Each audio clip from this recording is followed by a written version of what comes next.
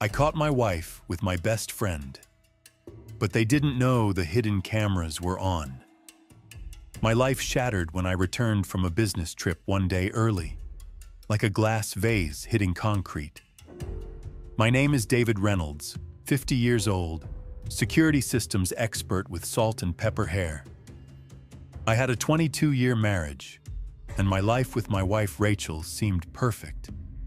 Until that day I came home to the betrayal waiting behind our bedroom door. I had built a successful career with my small company in Ohio, Reynolds Security Solutions, installing systems for homes and businesses across 3 states. The irony wasn't lost on me later. I protected everyone else from threats, but missed the one in my own home.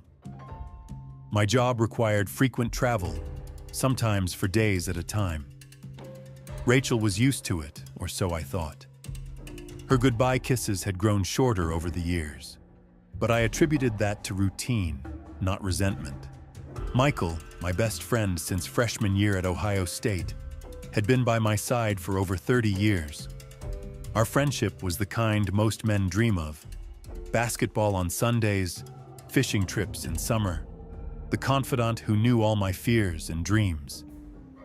He was the one who introduced me to Rachel at his brother's wedding. Later, he was my best man, his hand on my shoulder as I recited my vows. My daughter Emma's godfather, who spoiled her with presents every birthday. Our shared memories filled photo albums, backyard barbecues, vacations to Lake Erie, holidays where he was more family than friend. My 3-day business trip to Chicago had gone better than expected. The Lakeside Mall contract was the biggest of the quarter, a comprehensive security system with over 200 cameras. When my final meeting got unexpectedly canceled, I decided to surprise Rachel, stopping at her favorite wine shop to buy a bottle of Cabernet Sauvignon. I planned to return home early, perhaps rekindle some of the romance that had slowly faded over the years. The first sign something was wrong was the unfamiliar black Audi parked in our driveway. I didn't open the garage door with my remote, an instinct holding my finger back. Instead, I parked on the street and quietly entered through the back door. The house smelled different, not just Rachel's usual vanilla candles, but a cologne I recognized but couldn't immediately place. Then I heard them. Sounds that didn't belong in an empty house. Muffled laughter, whispers, the distinct creak of our bedroom floorboards. As I passed through the kitchen, I noticed 2 wine glasses on the counter, lipstick on one rim. Our bedroom door was slightly ajar, a sliver of movement visible through the crack. When I reached the doorway and peered inside, time froze around me. Through that narrow opening, I experienced the worst moment of my life. My wife Rachel, her blonde hair splayed across our pillows, wrapped in the arms of my best friend Michael. The sheets I had helped pick out during our anniversary trip tangled around their bodies. On the nightstand sat the matching watch I had given him for being my best man. The world stopped spinning. I stood there, paralyzed, unable to breathe. A crushing weight compressed my chest as if a building had collapsed on me. I expected a volcanic eruption from within me, a scream, an outburst of rage. But nothing came. I was almost on autopilot, my body making decisions my mind couldn't process. I took a silent step back, then another. They hadn't noticed me. With mechanical movements, I retreated from the house that no longer felt like mine, got in my car, and drove away. I found myself in an empty parking lot, the rain beginning to fall outside. Only then did I realize my hands were so tightly clenched on the steering wheel that my knuckles had turned ghostly white. The first tears came silently, then in heaving waves that bent me over the wheel. I sat there for what felt like hours, wrestling with a typhoon of emotions. Anger that burned like acid, sadness that hollowed me from within, and the knife-sharp pain of dual betrayal. 22 years, I whispered, my voice sounding foreign. 22 damn years down the drain. My fist connected with the dashboard. Pain blossomed through my hand, but it was nothing compared to the agony consuming my chest. How could Rachel do this? How could Michael, my best friend? As the storm intensified outside, matching the tempest within me, dark thoughts crossed my mind. I envisioned confronting them, catching them in the act. My hand actually reached for the ignition before a sudden realization stopped me cold. The systems. The security systems in our house.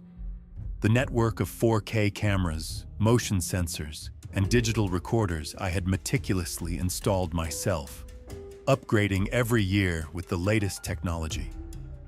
Cameras hidden in smoke detectors, picture frames, even the decorative clock in our bedroom. A strange calm began to replace the chaos in my mind as professional instincts overrode emotional turmoil. I needed evidence before ending my 22-year marriage. Divorce cases in Ohio can be financially devastating. If I could prove Rachel's infidelity with documented evidence, the settlement terms would likely be more favorable. But beyond practical considerations, a deeper motivation emerged. I wanted everyone to witness Michael's betrayal. With steadier hands, I picked up my phone and opened the remote access application for our home security system. It was password protected with military-grade encryption. No one could access it without my 16-character passcode. Not even Rachel, who had long ago stopped showing interest in the technical aspects of my work. I entered the password and navigated to the recorded footage from the last 24 hours. Everything was there in devastating high-definition clarity. Michael arriving at our house at 10:23 a.m., the welcoming embrace at the door that lingered too long. Rachel leading him to the kitchen where they drank wine and laughed intimately. Then the progression to our bedroom, each moment a fresh wound. The system had captured multiple angles, perfect audio, all time-stamped and undeniable. I created a secure evidence folder, downloading everything to an encrypted cloud drive only I could access. I drove to a hotel 20 miles away, a nondescript chain where no one would think to look for me. Under the harsh lights of the bathroom, I barely recognized the haggard face in the mirror, eyes bloodshot, skin ashen. The hot shower did little to wash away the images burned into my retinas. As steam filled the bathroom, I forced myself to think strategically rather than emotionally. At this moment, I possessed something precious: information. Neither Rachel nor Michael knew that I knew. This asymmetry was my only advantage in a situation where everything else had been taken from me. I would wait. I would watch. I would choose the perfect moment to reveal what I knew. When my phone rang displaying Rachel's photo, I answered with remarkable composure. "How's the meeting in Chicago going?" she asked, her voice casual, even cheerful. "Good," I said, modulating my voice to sound normal. "The contract's signed. I'll be back tomorrow evening as planned." The lie came easily, necessary camouflage for the wounded animal I'd become. "I miss you," she said. "Me too," I replied without the slightest tremor betraying the hurricane inside me. "I talked to Michael, by the way," she continued, and the casual way she spoke his name sent a jolt through my system. "He wants to come over for a barbecue this weekend." The audacity nearly broke my careful facade. "That would be great," I managed to say, each word carefully measured. "Rachel, I have to go, another meeting starting." I hung up and took a deep breath that felt like inhaling glass. For the next 3 weeks, I played the role of my life. the unsuspecting husband, returned from his business trip. I came home to Rachel with a souvenir from Chicago, accepted her kiss with a smile that never reached my eyes. That weekend, I stood at the grill flipping burgers while Michael lounged in my patio chair, drinking my beer, making jokes at my expense. I laughed at the right moments, clapped him on the shoulder. I was attentive and affectionate with Rachel, perhaps even more so than before, bringing her favorite flowers for no reason. Behind this perfect mask of normalcy, I was meticulously documenting everything. I watched their every interaction through the security cameras, noting patterns in their communication, when they met, what they discussed. I installed additional cameras in areas with blind spots, upgraded the microphones in the living room where they often sat together. The most painful discovery came during this surveillance period. Michael had been systematically tracking my business trips. "When is David going to Chicago next?" he would casually ask Rachel during dinner. "Do you have the exact dates for his Seattle presentation?" Every business trip I'd taken had been an opportunity for them. The betrayal had tentacles reaching back much further than I'd initially suspected. Months, possibly years of deception. During this time of watching and waiting, I methodically collected evidence. Videos cataloged by date, text messages between them from our shared cloud account, photos they had taken together in our home. For 3 weeks, I showed nothing on my face, in my voice, or my behavior. On the contrary, I became a more attentive husband than I had been in years, bringing her coffee in bed, suggesting date nights, listening to her stories about her day. As the 4th week approached, I finalized my plan. We were nearing what would have been our 25th wedding anniversary. I proposed an early celebration, a grand family dinner at our home. "Let's not wait until October," I told Rachel over breakfast. "Let's celebrate now, with everyone we love around us." Her eyes lit up at the suggestion. She had always loved hosting gatherings. The invitations went out. Rachel's parents, her sister and brother-in-law, my younger brother, my elderly mother, half a dozen couples we'd been friends with for decades, and of course, Michael. Every acceptance that arrived felt like another piece falling into place. The evening of the dinner arrived. Our home transformed with flowers, candles, and the good china. Rachel had outdone herself with the preparations. She wore a blue dress I had always loved, her blonde hair swept up elegantly. I wore my best suit, played the perfect host, greeted each guest with genuine warmth. Dinner was magnificent. 5 courses of Rachel's best dishes, wine flowing freely, conversation and laughter filling our dining room. While Rachel was in the kitchen with her mother making final preparations for dessert, I excused myself to set up what everyone thought would be a surprise anniversary slideshow. I connected my laptop to the large television screen we usually reserved for movie nights. "Everyone, if I could have your attention," I called. The guests moved from the dining room to the living area. Rachel entered last, curious but smiling. "I have a special surprise," I said, my voice steady. "A little video celebrating Rachel and me, and the wonderful years we've shared." I dimmed the lights. The screen came to life with soft music and a montage of photographs. Our wedding day with Rachel radiant in white. Vacations to the Caribbean. Holidays with Emma growing from toddler to teenager. Everyone watched with smiles. Rachel sat beside me, reaching for my hand. Then, with no warning, the video changed. The familiar interface of my security system appeared momentarily before cutting to footage from 3 weeks prior. The timestamp in the corner was clear. High-definition video showed Michael entering our front door. Rachel greeting him with a kiss that no one could mistake for friendly. The crystal-clear audio captured their conversation. "Is David still in Phoenix?" Michael asked, his hands already on her waist. "Until Thursday," Rachel replied. "We have the whole house to ourselves." A collective gasp filled the room. Rachel's mother let out a cry. Rachel herself froze beside me, her hand suddenly limp in mine. Michael turned a shade of gray I hadn't known was possible in a living person. "David, what are you doing?" Rachel whispered, her voice barely audible, face drained of color. "Just showing our guests what happens in our home when I'm not around," I replied, my voice calm and even.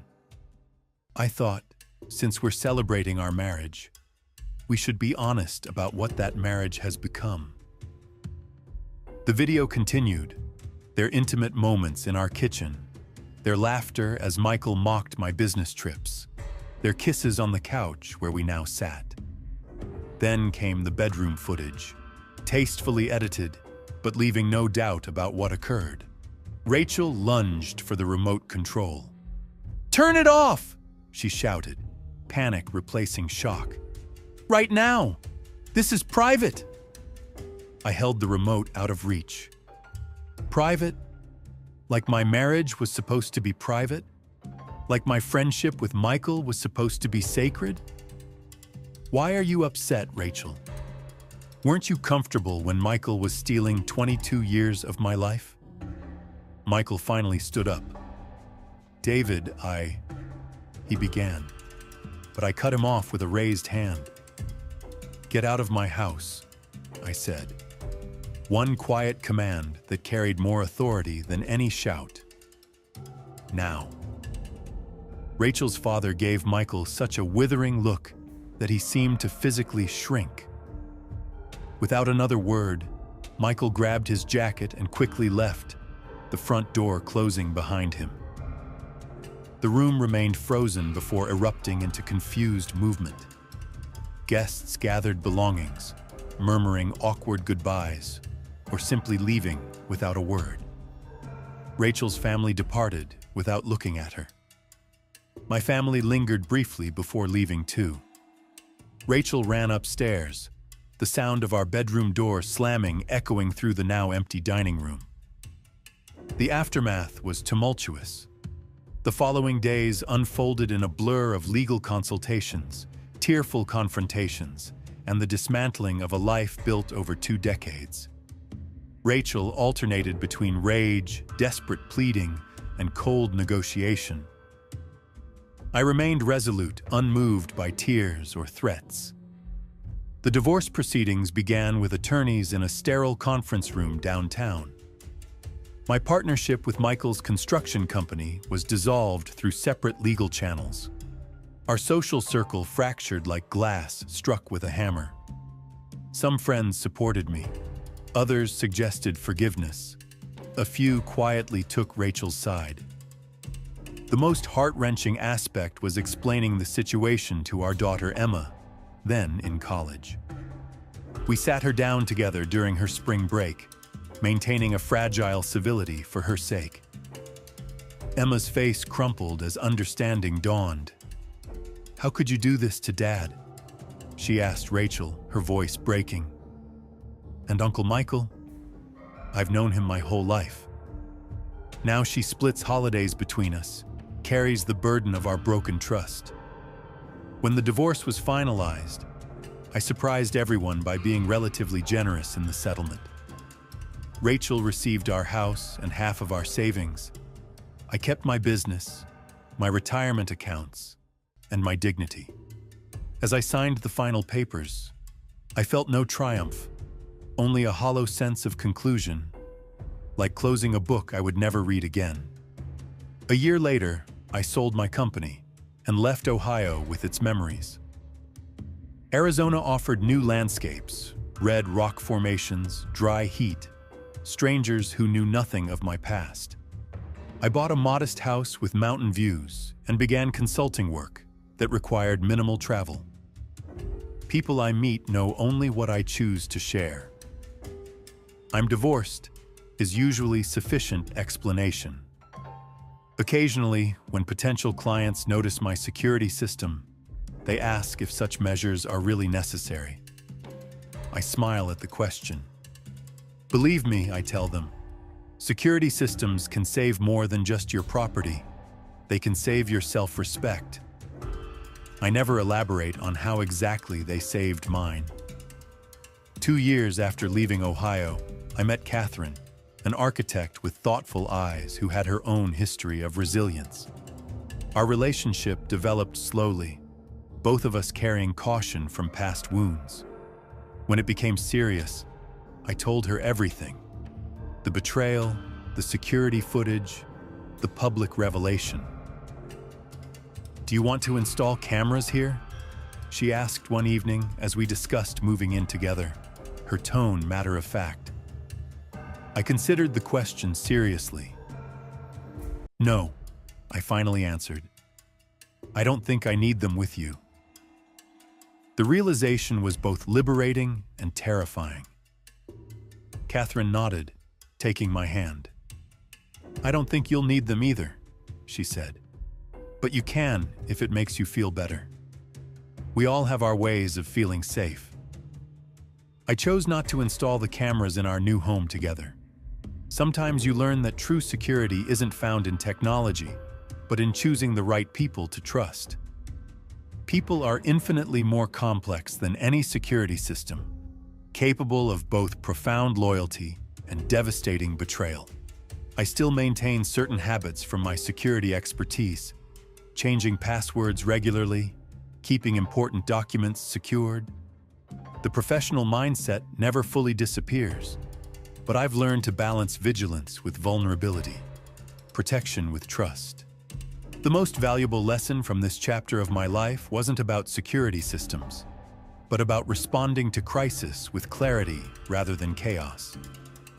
Being cool-headed, not rushing into emotional confrontations, and acting strategically. These approaches served me when my world collapsed. I lost my 22-year marriage but preserved my self-respect. Now I move forward without constantly looking back, though I keep the lessons close.